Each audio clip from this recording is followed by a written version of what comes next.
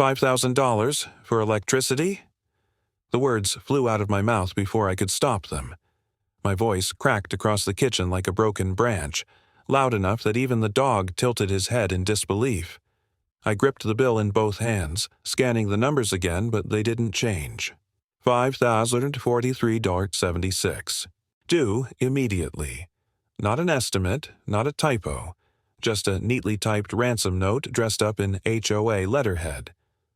The smell of burnt coffee clung to the air, and I realized my hands were trembling so badly I'd spilled half my cup across the counter. It wasn't just a bill. It was a message. The HOA had been circling me for months, sending little reminders about compliance and shared responsibility. But this was the opening shot in a war I hadn't agreed to fight. $5,000 charged to me alone, under the heading Shared Utilities Adjustment. Shared. As in, apparently, I'd become the neighborhood's power plant without even knowing it. 2 hours later, I was sitting in the stuffy clubhouse, the emergency board meeting called at Linda's request. If Marlene was the clipboard queen, Linda was her older, sharper cousin, the HOA president with the kind of authority that made you feel like you'd committed a crime just by breathing too loudly. She had silver blonde hair pulled into a bun so tight it could have cracked concrete, and a red pen she wielded like a sword. "Electricity isn't free," she said, her voice slicing through the room. "The association has determined that certain homes consume disproportionate amounts of shared resources. Adjustments must be made for fairness." Her eyes flicked to me. Just for a second. Long enough for the room to know exactly who this was about. I wanted to laugh. Instead, I leaned forward, holding up the bill. $5,000. That's my adjustment. Care to explain how that's fair? Murmurs rippled across the room. Neighbors whispered behind hands, the words ridiculous and unreal drifting through the stale air. The fluorescent lights above buzzed, and someone's perfume, a heavy vanilla that clung like syrup, made the whole room feel claustrophobic. Linda didn't flinch. Shared streetlights, common clubhouse facilities, security cameras. You benefit from them, don't you? I almost choked. Streetlights? You mean the ones that flicker like horror movie props? And the clubhouse, the one I haven't set foot in except for these meetings? That's what you're charging me $5,000 for? Her pen tapped against her clipboard. It's a collective responsibility. Some residents— She paused, pretending to scan her papers. "Place higher strain on the grid. We've reviewed the data. Your home was identified." "Identified how?" I shot back. "Because I charge my phone at night? Because I run a fridge?" A nervous chuckle escaped someone in the back. Linda's glare silenced them instantly. Here's the truth. My electric bill was normal. I'd compared with 2 neighbors, within $20 of each other, all consistent. This adjustment wasn't about kilowatts. It was about control. Linda had built her reputation on squeezing every penny from this neighborhood under the banner of improvement. New flowers at the entrance, surveillance cameras we never voted for, even a community newsletter no one asked to fund. And now, electricity was her newest toy. I wasn't going to play along. "You know what this looks like?" I said, standing so the whole room turned. "It looks like extortion. You found a number so outrageous it forces compliance. Pay it, or risk liens, late fees, collections. That's the game, right?"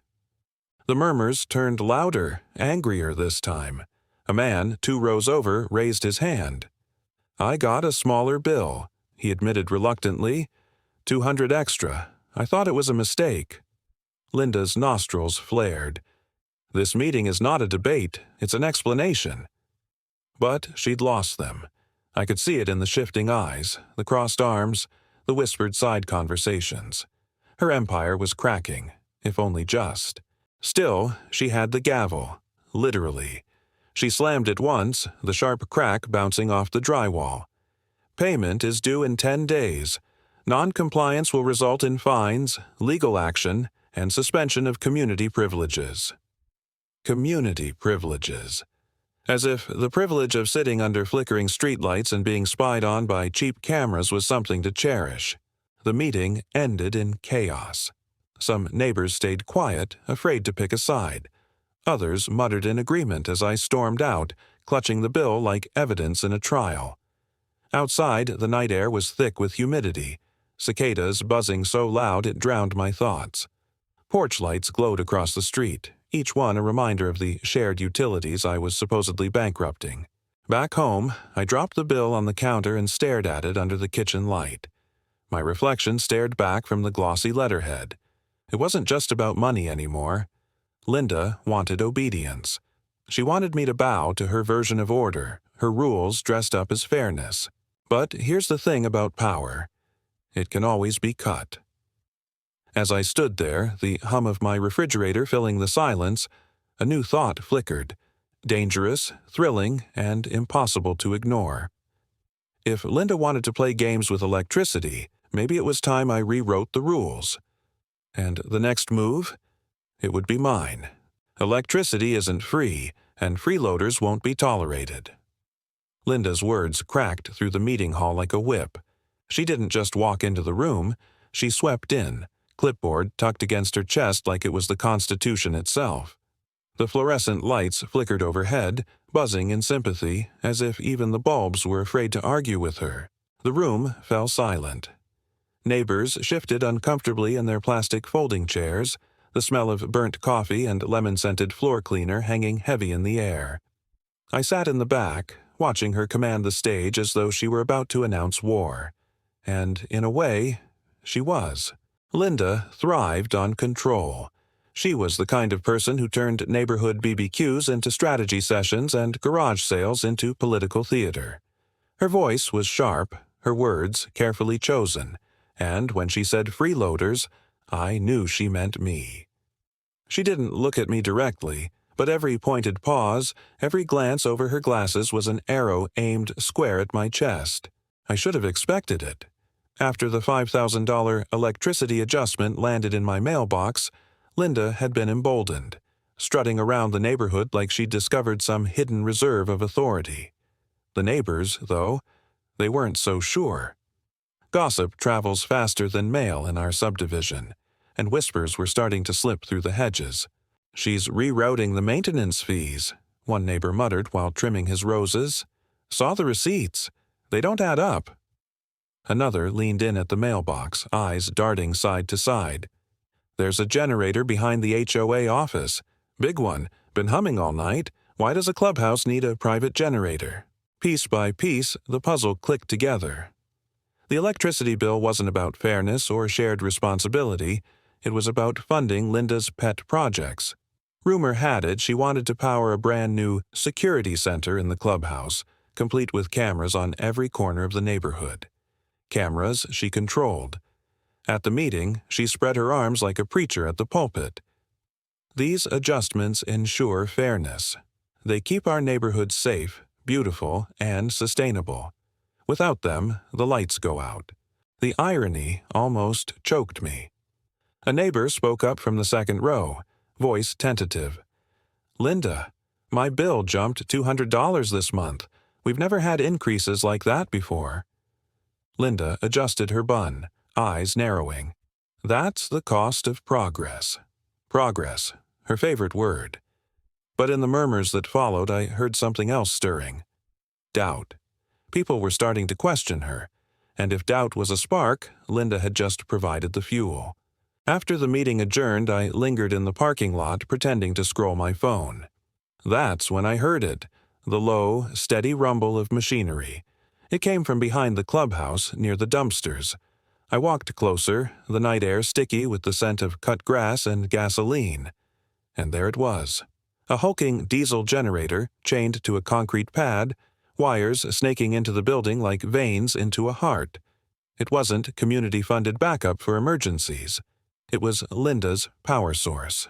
Literally. The revelation sat heavy in my chest. The electricity adjustments weren't just money grabs, they were feeding this beast. She was draining us dry to keep her private empire humming. The next morning, the rumors hardened into evidence. A friend from down the street slid me a copy of an HOA expense sheet left conveniently on his porch after a clerical error. The line items were laughable. Community enrichment, $12,000, clubhouse efficiency upgrade, $8,500, and buried halfway down, generator maintenance, $6,200. She hadn't even tried to hide it. That night, I couldn't sleep. Every time my AC kicked on, I imagined dollar signs spinning off the meter, feeding not just my home, but Linda's vanity projects. The hum of my refrigerator, the glow of the streetlight, even the faint buzz of my phone charger. It all felt like part of her grip tightening around the neighborhood. Her smile was thin, brittle. "If you don't trust the board, perhaps you'd like to volunteer for the finance committee." Classic Linda. Turn criticism into conscription. But the cracks were showing. For the first time, her confidence wavered. I caught her glancing at her clipboard too often, shuffling papers like they might reveal a script she'd forgotten. And then she said it, the line that sealed her fate. "Without me, this neighborhood would go dark."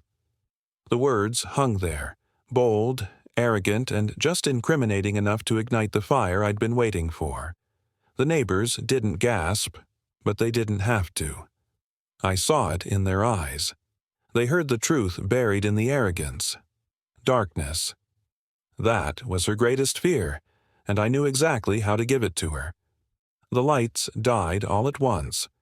1 second, Linda was holding court in front of her glittering audience, bragging about progress. The next, the clubhouse was swallowed in absolute black, the air thick with gasps, the scrape of chairs, and the shrill sound of her voice cutting through the dark. Cell phone flashlights flicked on in jerky beams, darting across shocked faces, while Linda shrieked, "Who cut the power?" And in that moment, hidden in the shadows outside, I smiled. Because this wasn't an accident. This was the payoff. The plan had started quietly. At dawn, 2 days before, with the smell of fresh-cut grass hanging in the air and dew clinging to the mailbox. My electrician, a friend of a friend who owed me a favor, pulled up in a white service van, his name printed in peeling vinyl letters across the side. We didn't talk much. Words weren't necessary. He handed me a pair of gloves, and together we walked to the back of the HOA office where the breaker box loomed like a steel vault. Inside, the air smelled faintly of ozone and mildew. The humming generator sat like a beast in its cage, waiting to devour more of our money. The electrician popped the box open with a practiced flick. "You sure about this?" he muttered, flashlight beam glinting across the maze of wires. I nodded. Linda's had this neighborhood under her thumb too long. Time to let her feel the dark. It wasn't sabotage. Not technically. We weren't cutting wires, we were rerouting. A simple bypass, tucked deep enough in the guts of the system that no clipboard inspection would catch it. The end result?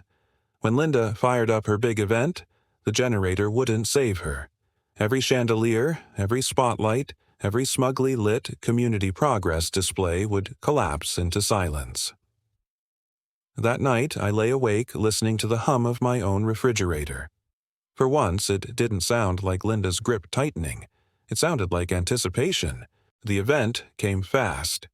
Saturday evening, the clubhouse buzzed with life.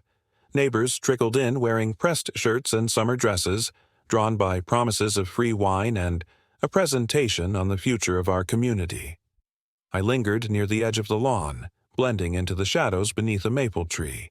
The air smelled of cheap catered food, mini quiches and cocktail meatballs, and the sound of small talk floated on the breeze.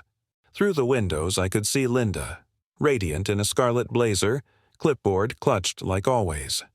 She moved from group to group, smiling too wide, her laugh echoing above the crowd.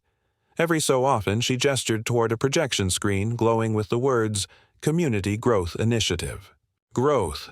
Another word for control? I checked my watch. 5 minutes. Linda tapped the microphone at the podium, feedback squealing until people hushed. "This neighborhood is thriving because we hold each other accountable," she announced. Her voice carried, confident, rehearsed. Together, we've invested in safety, beauty, and sustainability. And tonight, I'm proud to announce, click. The entire room plunged into darkness. A collective gasp sucked the air out of the building. Someone dropped a glass. It shattered like a gunshot. Cell phones lit up in shaky beams, darting wildly as voices overlapped. What happened? Is it the storm? But there was no storm. The night outside was clear, moonlight silvering the sidewalks. Then came Linda's voice, brittle and furious. This is sabotage. Someone's attacked our systems. The irony was delicious. From my vantage point, I saw her silhouette illuminated by half a dozen phone screens. Her blazer looked more like a costume now, her clipboard suddenly powerless in her hands. Neighbors murmured, uneasy, and I could feel the shift, the confidence draining out of her like water from a cracked vase. Someone muttered, "Didn't she spend thousands on that generator?" Another voice, sharper, "Where's our money going, Linda?" The questions were louder this time, less afraid. Linda barked back, "Everything is under control." But the words rang hollow in the pitch-black room where nothing was under control. Not the lights, not the whispers, not the momentum slipping from her grasp. I slipped further into the shadows, the cool night air brushing my skin. My heart raced, but not with fear, with satisfaction. For once, Linda wasn't the one dictating the terms. The neighborhood had tasted what it felt like to be failed by their queen, and no amount of red blazers or polished speeches could turn the lights back on. The blackout stretched on. 5 minutes. 10. Long enough for the crowd to lose patience, long enough for doubt to spread like wildfire, and long enough for me to know that the balance of power had shifted. When the lights finally flickered back, sputtering with weak yellow glow, the damage was done. Conversations were no longer polite whispers, they were pointed, accusatory. Neighbors looked at Linda not as a savior, but as the architect of their frustration. I turned and walked home under the glow of the street lamps, their light soft and steady. Behind me, the clubhouse buzzed with chaos, voices raised in anger. The neighborhood had finally seen Linda without her crown. And this was only the beginning.